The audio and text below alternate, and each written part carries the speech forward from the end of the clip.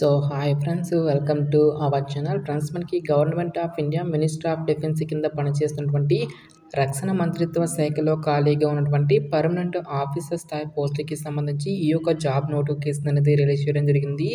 ఈ యొక్క పోస్టులకి సెలెక్ట్ అయినటువంటి క్యాండిడేట్స్కి మంత్లీ వచ్చేసరికి 30,000కి పైగానే మనకి శాలరీ అనేది రావడం అనేది జరుగుతుంది గైస్. సో ఎటువంటి ఎక్స్పీరియన్స్ అనేది కూడా ఉండాల్సినటువంటి అవసరం అయితే లేదు. ఈ విధంగా ఈ యొక్క నోటిఫికేషన్కి సంబంధించి కంప్లీట్ డీటెయిల్స్ అన్నిటిని కూడా ఈ యొక్క వీడియోలో డిస్కస్ అయితే చేద్దాం. సో ఎవరు కూడా స్కిప్ అయితే చేయదు గైస్. ఫస్ట్ టైం మన ఛానల్ని విజిట్ చేస్తున్నట్లయితే కనుక సబ్స్క్రైబ్ అయితే చేసుకునే బెల్ ఐకాన్ కూడా యాక్టివేట్ చేసి పెట్టుకోండి. ఇంకా ఎవరైనా వీడియోని లైక్ చేయనట్లయితే కనుక డెఫినెట్గా వీడియోని లైక్ చేసేటువంటి ప్రయత్నం అయితే చేయండి గైస్.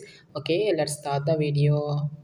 సో ఇక పోస్టులకి సంబంధించి ఇంపార్టెంట్ డేట్స్ విషయానికి వచ్చేట్లయితే కనుక సో మనకి ఇవాటి నుంచి కూడా అప్లికేషన్ ప్రాసెస్ అనేది స్టార్ట్ కావడం జరిగింది. ఇక లాస్ట్ డేట్ విషయానికి వచ్చేట్లయితే కనుక ఆగస్టు 10th వరకు కూడా ఈ యొక్క రిక్రూట్మెంట్కి ఆన్లైన్లో అప్లికేషన్స్ అనేవి సబ్మిట్ అయితే చేసుకోవాల్సి అయితే ఉంటుంది. నెక్స్ట్ ఈ యొక్క వేకెన్సీస్కి ఎవరెవరు అప్లై చేసుకోవచ్చు అని చూసుకున్నట్లయితే కనుక ఆల్ ఇండియన్ నేషనల్ సిటిజన్స్ అందరికీ కూడా మనకి ఈక్వల్ ఛాన్స్ అనేవి ఇవ్వడం అనేది జరిగింది. అంటే మీరు ఏ స్టేట్కి చెందిన వారైనా సరే ఈ యొక్క జాబ్స్కి అప్లై అనేది చేసుకోవచ్చు గైస్. సో మీరు ఆంధ్ర అయినా తెలంగాణ అయినా ఈ విధంగా మీరు ఏ స్టేట్కి చెందిన వారైనా సరే ఈ యొక్క జాబ్స్కి అప్లై అనేది చేసుకోవచ్చు.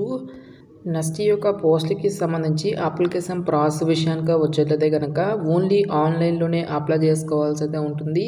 సో ఇక అప్లై లింక్స్ అన్నిటినీ కూడా వీడియో డిస్క్రిప్షన్లో కామెంట్ సెక్షన్ అయితే ప్రొవైడ్ అయితే చేస్తాను గైస్. నెక్స్ట్ ఈ యొక్క పోస్ట్కి సంబంధించి అప్లికేషన్ ఫీజుకి సంబంధించిన డీటెయిల్స్ కనుక చూసుకున్నట్లయితే కనుక SC ST PWD ex service man candidates ఎవరైతే ఉంటారో ఈ యొక్క క్యాండిడేట్స్ ఎటువంటి అప్లికేషన్ ఫీజు అనేది కూడా పే చేయాల్సినటువంటి అవసరం అయితే లేదు. ఈ యొక్క క్యాండిడేట్స్ అందరూ కూడా ఫ్రీగా అప్లై అనేది చేసుకోవచ్చు.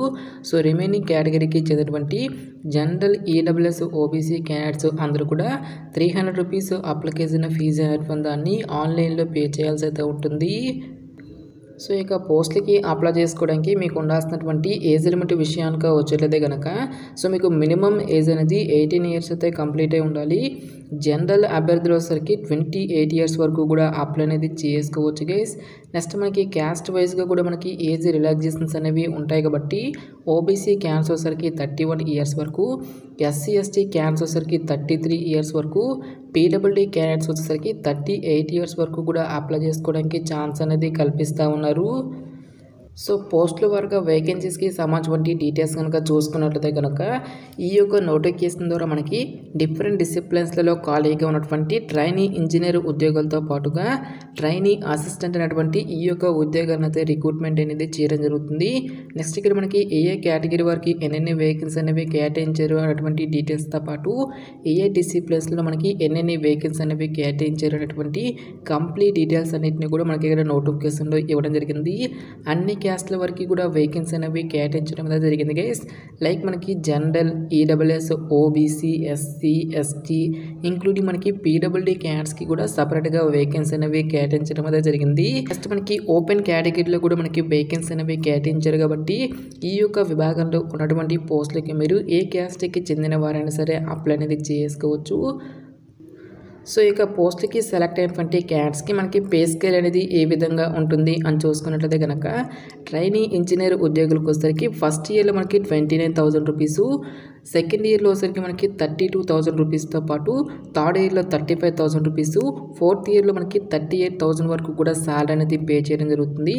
నెక్స్ట్ మనకి ఇక్కడ ట్రైనీ అసిస్టెంట్ ఉద్యోగులకు వచ్చేసరికి ఫస్ట్ ఇయర్లో వచ్చేసరికి 24,000, సెకండ్ ఇయర్లో మనకి 26,000, థర్డ్ ఇయర్లో మనకి 27,000 రూపీస్తో పాటు ఫోర్త్ ఇయర్లో వచ్చేసరికి 29,000 వరకు కూడా శాలరీ అనేది పే చేయడం అనేది జరుగుతుంది.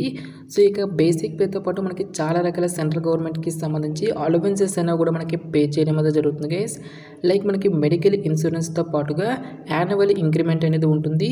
నెక్స్ట్ మనకి స్టిచ్చింగ్ ఛార్జెస్తో పాటుగా ఫుట్వేర్ అలవెన్సెస్, పిఎఫ్, గ్రాట్యుటీ అని చెప్పేసి ఈ విధంగా మనకి చాలా రకాల బెనిఫిట్స్ని అయితే మనకి ప్రొవైడ్ అనేది చేయడం జరుగుతుంది. ఈ విధంగా అన్ని అలవెన్సెస్ కలుపుకుంటే ఫస్ట్ ఇయర్లోనే మీకు దాదాపుగా 35,000కి పైగానే మనకి శాలరీ అనేటువంటి రావడం జరుగుతుంది. సో పోస్టుల వారుగా ఎసెన్షియల్ ఎడ్యుకేషనల్ క్వాలిఫికేషన్ విద్యా అర్హత విషయానికి వచ్చేట్లయితే కనుక సో ఎవరైతే ఎలక్ట్రానిక్స్, మెకానికల్, ఎలక్ట్రికల్ అనేటువంటి ఈ యొక్క డిపార్ట్మెంట్స్లో ఉన్నటువంటి పోస్టులకు వచ్చేసరికి 3 years డిప్లొమా అనేది ఎవరైతే కంప్లీట్ చేసినటువంటి క్యాండిడేట్స్ ఉంటారో వాళ్ళు మాత్రమే ఈ యొక్క జాబ్స్కి అప్లై చేసుకోవాల్సి అయితే ఉంటుంది. నెక్స్ట్ కంప్యూటర్ సైన్స్ విభాగంలో ఉన్నటువంటి పోస్టులకు వచ్చేసరికి ఎవరైతే బీసీఏ కానీ బీఎస్సీ కంప్యూటర్స్ అనేది కంప్లీట్ చేసినటువంటి క్యాండిడేట్స్ ఉంటారో వాళ్ళు మాత్రమే ఈ యొక్క జాబ్స్కి అప్లై చేసుకోవాల్సి అయితే ఉంటుంది. సో ఇక కంప్యూటర్ సైన్స్ విభాగంలో ఉన్నటువంటి పోస్టులకు వచ్చేసరికి డిప్లొమా వాళ్ళు కూడా అప్లై అనేది చేసుకోవచ్చు. సో బ్రాంచెస్ కనుక చూసుకున్నట్లయితే కనుక కంప్యూటర్ సైన్స్ ఇన్ఫర్మేషన్ టెక్నాలజీకి రిలేటెడ్గా సో మీరు డిప్లొమా కంప్లీట్ చేసినా సరే ఈ యొక్క జాబ్స్కి అప్లై అనేది చేసుకోవచ్చు. నెక్స్ట్ మనకి ఫైనాన్స్ డిపార్ట్మెంట్లో ఉన్నటువంటి పోస్టులకు వచ్చేసరికి ఎవరైతే కామర్స్ బిజినెస్ అడ్మినిస్ట్రేషన్ అనేటువంటి ఈ యొక్క పర్టికులర్ బ్రాంచెస్లో మీరు బ్యాచిలర్స్ డిగ్రీ అనేది కంప్లీట్ చేస్తే సరిపోతుంది గైస్. ఈ యొక్క జాబ్స్కి మనము అప్లై అనేది చేసుకోవచ్చు. నెక్స్ట్ ట్రైనీ ఇంజనీర్ పోస్టులకి సంబంధించి ఎడ్యుకేషనల్ క్వాలిఫికేషన్ కనుక చూసుకున్నట్లయితే కనుక ఎవరైతే మెకానికల్ ఎలక్ట్రికల్ కంప్యూటర్ సైన్స్ అనేటువంటి ఈ యొక్క బ్రాంచెస్లో మీరు బీఈ ఆర్ బీటెక్ అనేది ఎవరైతే కంప్లీట్ చేసినటువంటి క్యాండిడేట్స్ ఉంటారో వాళ్ళందరూ కూడా ఈ యొక్క జాబ్స్కి అప్లై అనేది చేసుకోవచ్చు. నెక్స్ట్ హ్యూమన్ రిసోర్స్ విభాగంలో ఉన్నటువంటి పోస్టులకు వచ్చేసరికి ఎవరైతే HR, personal management, industrial relations, social science, social welfare, social work అనేటువంటి ఈ యొక్క పర్టికులర్ స్పెషలైజేషన్స్లో మీరు పోస్ట్ గ్రాడ్యుయేషన్ డిప్లొమా కానీ పోస్ట్ గ్రాడ్యుయేషన్ డిగ్రీ కానీ ఎంబీఏ కంప్లీట్ చేసినా సరే అప్లై అనేది చేసుకోవచ్చు. నెక్స్ట్ ఈ యొక్క పోస్టులకి సంబంధించి సెలక్షన్ ప్రాసెస్ అనేది ఏ విధంగా ఉంటుంది అని చూసుకున్నట్టయితే కనుక కేవలం మనకి ఒకే ఒక రిటన్ ఎగ్జామినేషన్ ద్వారా ఈ యొక్క వేకెన్సీస్కి ఎంపిక అనేది చేయడం జరుగుతుంది. సో ఎటువంటి ప్రిలిమ్స్ కానీ ఎటువంటి మెయిన్స్ అంటూ కూడా మనకి ఏమి కూడా కండక్ట్ అయితే చేయరు గైస్. సో టోటల్గా మనకి 120 నెంబర్ ఆఫ్ క్వశ్చన్స్ అనేవి అడగడం జరుగుతుంది. 2 hours పాటు కూడా మనకి ఈ యొక్క ఎగ్జామినేషన్ అనేది కండక్ట్ అయితే చేయడం జరుగుతుంది గైస్. టాపిక్స్ కనుక చూసుకున్నట్లయితే కనుక 100 నెంబర్ ఆఫ్ క్వశ్చన్స్ అనేవి మీ యొక్క డిసిప్లిన్కి రిలేటెడ్గా మనకి క్వశ్చన్స్ అనేవి అడగడం జరుగుతుంది గైస్.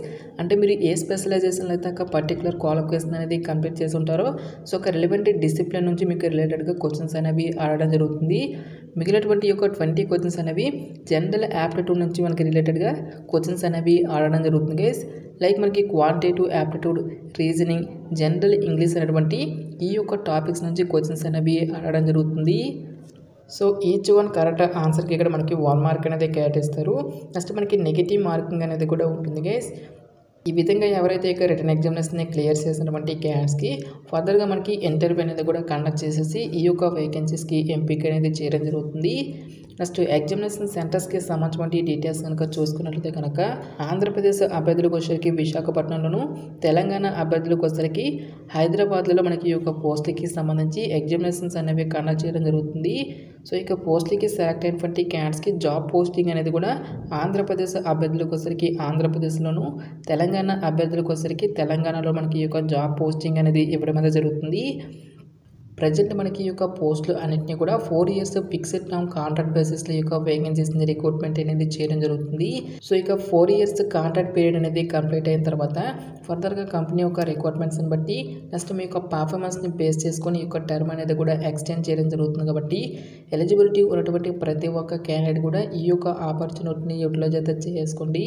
నెక్స్ట్ ఈ యొక్క నోటిఫికేషన్కి సంబంధించిన లింక్స్ అన్నింటినీ కూడా వీడియో డిస్క్రిప్షన్లోనూ కామెంట్ సెక్షన్ అయితే ప్రొవైడ్ అయితే చేస్తాను గైస్.